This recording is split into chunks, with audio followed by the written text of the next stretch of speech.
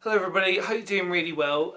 I just wanted to preface this video by just really explaining the context and the reason why I'm actually making this video about this very interesting and incredible person. I'm not really a fan of the word ugly, and I understand that obviously within this video it's an important word that we have to use in explaining her life and how she lived and how it was important and how actually she became famous for it. But what I find more important than that, and the reason why I'm actually making this video, is because we can draw so many parallels from that Edwardian mindset that we can now push forward into our forward day thinking and social media. So you've got to understand that back then there was no forms of social media, but people were still drawn to these clickbait-esque titles such as The Ugliest Woman Alive. And obviously you can imagine, even for all of us on a social media type of thing, when you see things like the ugliest dog alive, for example, that we click on it just to see it. But obviously in her context, the positive out of her life, which you will see, is that she turned this into a living and a career in which she made money from. So she's actually, in my own opinion, humbly, that she's there to be admired. So I really hope you understand that, and obviously the language and ideas and views that were expressed are of a different generation. But like I said, the parallels that run through that even now on a modern day social media context. So it might be worth thinking about when you watch this video. So I really hope you enjoy it, and thank you so much. And I'll see you on the other side. Take care. Bye.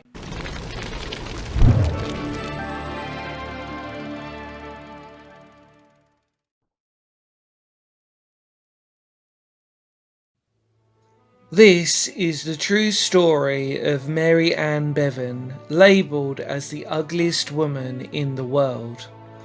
Mary was born on the 20th of December 1874 in the East End of London, one of a large family.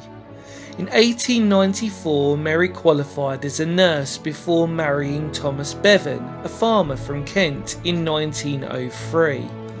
The Bevans had a happy marriage and they had 2 sons and 2 daughters.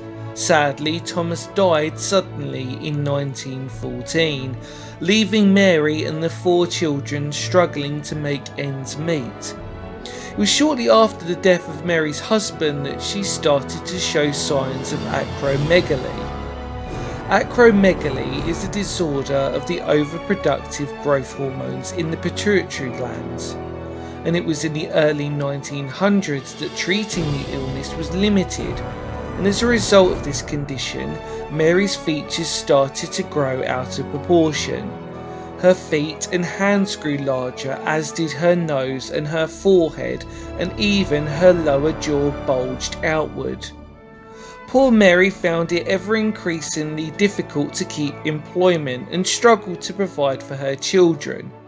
In desperation, Mary entered a competition for the Homeliest Woman contest, where she beat 250 other competitors. This soon brought her to the attention of sideshow owners, after her doctor only confirming that Mary's condition would only get worse, so she took the decision to capitalise on her looks. Mary was to join the travelling shows and tour all over the British Isles. It was later on in 1920 when Barnum and Bailey Circus placed an ad for the ugliest woman, nothing repulsive, maimed or disfigured, and good pay guaranteed, with long employment for the most successful applicant. Oh, and please send a photograph. Mary got the job. She was paraded along with Lionel the lion-faced man, Zip the pinhead, and Jean Carroll the tattooed lady. Mary took the gawping visitors' remarks in her stride. She even had postcards of herself made showing her 5'7" frame, size 11 feet and size 25 hands, which she sold for some extra income. All this secured money for herself and gave her children a good education. In just 2 years, Mary had earned £20,000. Mary had good friends and even had a romance with a giraffe keeper named only as Andrew, who she had met when performing in Madison Square Gardens. She continued to work on Coney Island until her death on the 26th of December 1933. She was aged 59. Mary was returned to London and her funeral was held at Brockley Ladywell Cemetery.